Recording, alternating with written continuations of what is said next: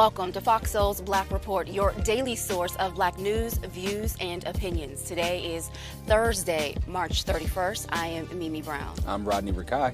I'm Demi Lobo. And on today's report, after more than 6 hours of debate, a California task force is granting reparations to descendants of free and enslaved Black people. But are all Black Americans eligible? Meanwhile, President Biden expected to release a record amount of oil from the nation's Federal Reserve to help with gas prices. How could this help keep some money in your pockets? Then in Texas, a judge rejecting Amber Geiger's latest attempt to have her murder conviction thrown out for Botham Jean. Why a judge said she must serve all 10 years. Plus, the Academy weighing disciplinary proceedings against Will Smith. Now, as we learned, he was asked to leave, but refused. And is Chris Rock having the last laugh? The comedian now performing to sold-out crowds in nearly every city since the Oscar slapgate went down. We have all of that and much more. This is Our Voice and Our Truth, so let's get to it.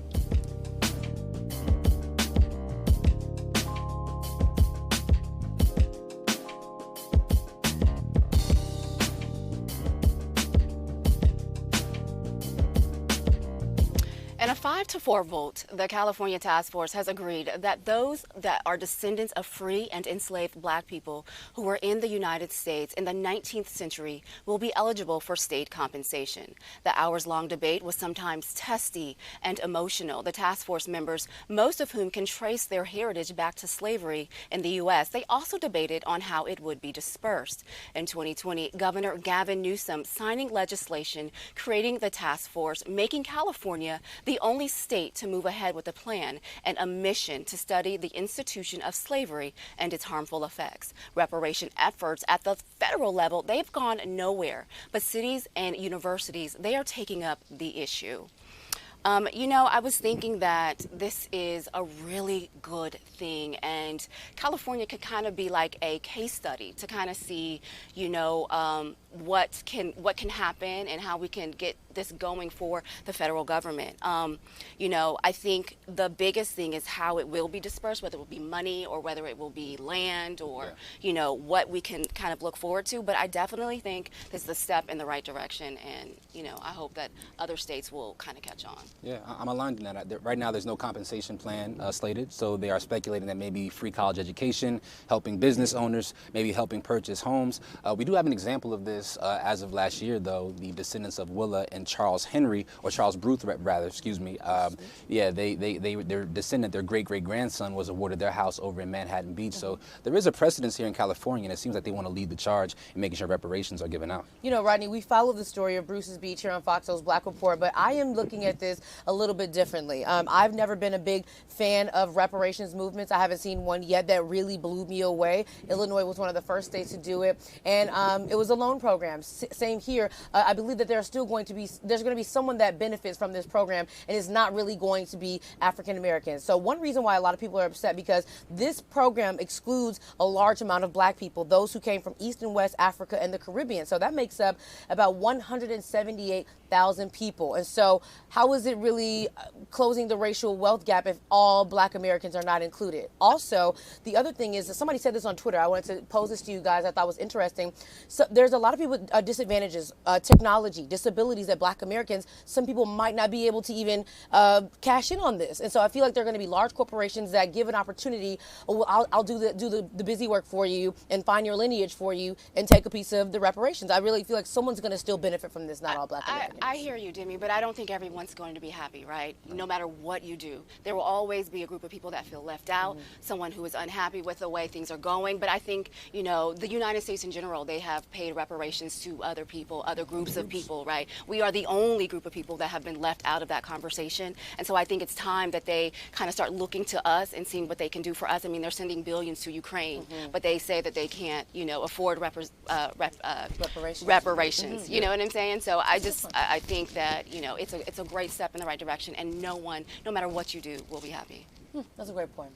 President Biden is preparing to make a major announcement to help with the surge of gas prices. Now, he's expected to release a record amount of oil from the nation's reserve. According to the plan, 1 million barrels would be released daily for up to 6 months, making it the largest withdrawal for the reserve ever. Right now, the national average for a gallon of gas is $4.24 for regular gas. Now, that's down 10 cents in just a week, but it's $1.35 higher than this time last year. Democrats are worried that extremely high gas prices will come back to haunt them during November's midterm elections. And that is absolutely what is going to be a fear for a lot of people, which is why Joe Biden is saying he's coming out of nowhere. I don't even know if we knew that we could give this much gas out. He's saying, you know what, I'm going to do this because I don't want this to come back and haunt us when it comes time for elections. He's a magnifying glass right now, so everything he does has to be a good move.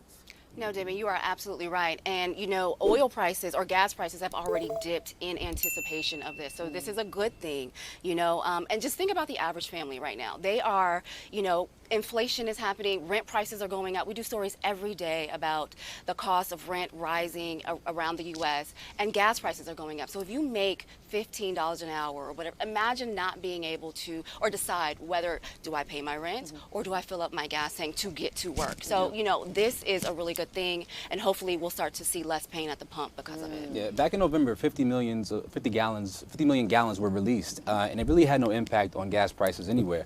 Joe Biden says that he doesn't want any company to take advantage of this moment in time we're living in, either because of the pandemic or because of the war going on between Russia and Ukraine.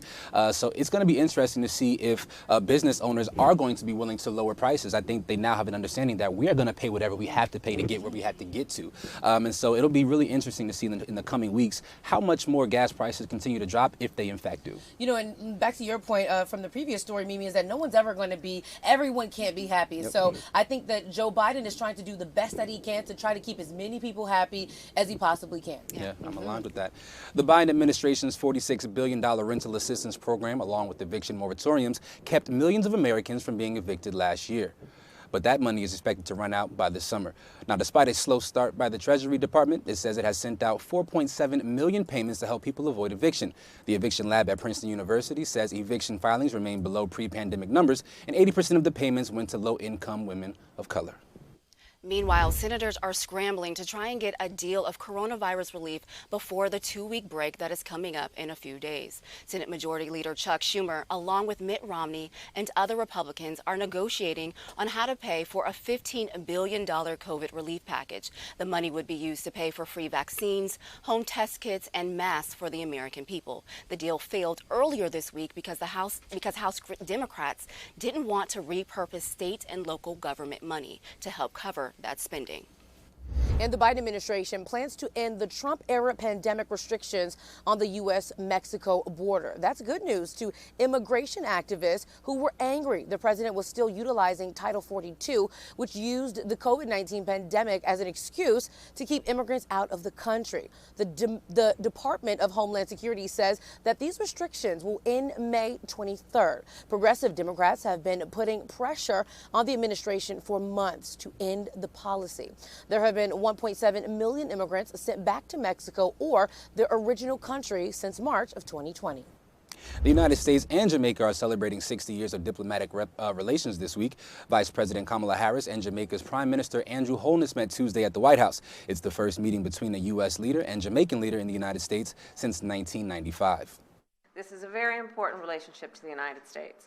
We take very seriously our membership in the Western Hemisphere, and we are acutely aware of the interconnection and interdependence between the United States and Jamaica. I grew up going to Jamaica. My family, half of my family is from St. Ann Parish in Jamaica, and I know I shared that history with millions of Americans who have their roots through the generations in Jamaica. Madam Vice President has more ties than a businessman out there on Wall Street. Now, this is the second meeting in the last year Madam Vice President has held with the Caribbean leader, having previously met with Barbadian Prime Minister Mia Mottley. The White House says it takes the relationship between the U.S. and its neighbors in the Western Hemisphere very seriously. And in Texas, the state's highest criminal court rejecting Amber Geiger's latest attempt to have her murder conviction overthrown. Geiger's attorneys argued that a defense strategy called mistake of fact is relevant to the former Dallas police officer's case. Geiger claims she mistakenly entered her neighbor's apartment in September of 2018 and shot the man who lived there, Botham John, thinking he was an intruder in her apartment. Attorneys want the murder conviction tossed out in a new trial on a lesser charge of criminally negligent homicide. The Court of Criminal Appeals declined to review her case and upheld her 10-year prison sentence. A man who was wrongfully convicted of murder and spent 28 years in prison died days before his lawsuit against a Kentucky police force went to trial. William Ricky Virgil sued the city of Newport, Kentucky, after DNA evidence absolved him of the murder of a nurse in 1987. The trial has been delayed for months because of appeals by the officers who arrested Virgil. Virgil's lawyers say the cops covered the evidence that would have helped Virgil's defense. The case is now in the hands of the U.S. 6th Circuit Court of Appeals. The trial may not take place until 2023. A family in Miami wants answers after a 35-year-old black man was shot to death by cops during a traffic stop. Investigators say that 35-year-old Antoine Cooper was shot by a cop at point-blank range. Lawyers for Cooper's family say he was being patted down by an officer when he tried to run, but the officer grabbed him by his hair. And that's when a sergeant came to the scene and shot Cooper in the head, killing him. Now, the name of the officer has not been released, and Cooper's family say they will file a wrongful death lawsuit against the Miami-Dade Police Department. Another example of a black man, a black person, a black human being, their life not being regarded. Allegedly, from video footage, this man posed no threat, he had no weapon, and was simply trying to escape, trying to flee, and that is not rightful cause to use a weapon and shoot him in the back of his head. That's my point right there. And I think the family said that they saw the unreleased video of it all, and he was shot close range in the head.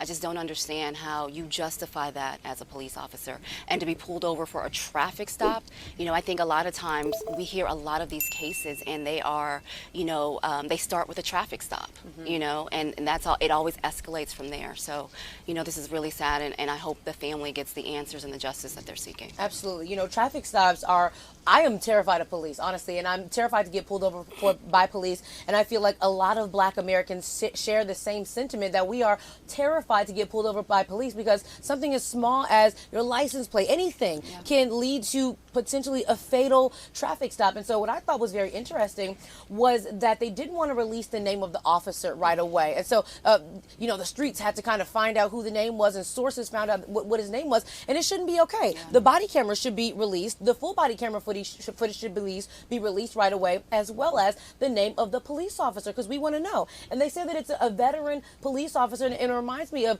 Kim Potter in a way, another veteran police officer that we, you know, think has been on the force for so long and should know what to do and be able to find a different way to handle these police stops. But then it turns into a fatal one, and another black life is lost. Yeah, there's something that needs to be said about officers living under the guise of being heroes. You know, while they may be heroic in certain instances, I do feel like they are human beings with jobs, and they make mistakes for sure, but these kind of mistakes are too egregious and they have to be penalized. This cannot be another instance of a conviction being swept under the rug, or overturned, or thrown out, or any of the things that police officers have been made to feel comfortable in these times when these kind of instances come up. And as a father of a young black boy who's 14-year-old, and I have a 16-year-old nephew who I have full custody of, I am deathly afraid of the idea of them getting their license for this exact reason. You know, to that point, Ronnie, and to your point, Demi, every time I'm pulled over, I literally call someone on the phone, and I just put it on speakerphone just in case, as soon as I see those lights come on. And to Ronnie, to your point, I have an 8-year-old son, and when he can drive, or when, you know, I send him to run an errand, these sort of thoughts always creep in my mind, because you just never know. You know, a simple traffic stop can lead to someone losing their life.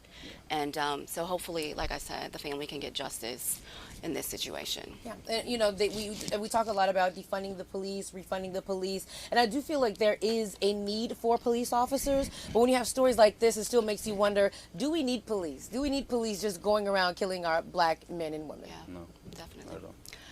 A loan company is being sued by the federal government for racial harassment and disability discrimination. The Equal Employment Opportunity Commission filed a suit against Community Loans of America and its subsidiary, Carolina Title Loans. A black employee complained that her manager was discriminating against African American customers. No action was taken by that manager. That same employee was later fired for allegedly taking unpaid leave to have surgery. The EEOC says the racially hostile environment and the staffers firing violated anti-discrimination laws. And in Rhode Island, a politician is facing a tough re-election battle and bows out to throw her support to a Black Lives Matter activist. Love this story. State Senator Kendra Anderson, who is being forced into a new district, is throwing her support behind 23-year-old Harrison Tuttle. Now, Tuttle has led protests outside of the Providence government building, protesting police violence. The Rhode Island BLM leader, he says that his top priority is to repeal the state's law enforcement officers' Bill of Rights. That bill protects police from lawsuits filed by victims of abuse. Meanwhile, Congresswoman Maxine tried to calm a group of people confused about the distribution of housing vouchers in Los Angeles. Waters was driving by a South Los Angeles nonprofit group when she saw hundreds of people gathered outside. The people thought Section 8 housing vouchers were being given out, but the event was for an emergency shelter for people who were homeless. Some people lost their tempers, but Ms. Waters was able to calm the crowd down, and Waters let them know that she was working to make sure Section 8 vouchers would go to people living in the district. Gotta love her. Get it? 9 anti-abortion activists are under indictment on felony charges for blocking the entrance to a Washington, D.C. abortion clinic. They are being charged for using chains and ropes to block the entrance of a Washington, D.C. surgery clinic in October of 2020. Police say the group forced their way into the clinic and allegedly knocked down an employee. Department of Justice prosecutors say the activists then began to live stream the incident. If convicted, they could serve up to 10 years in prison.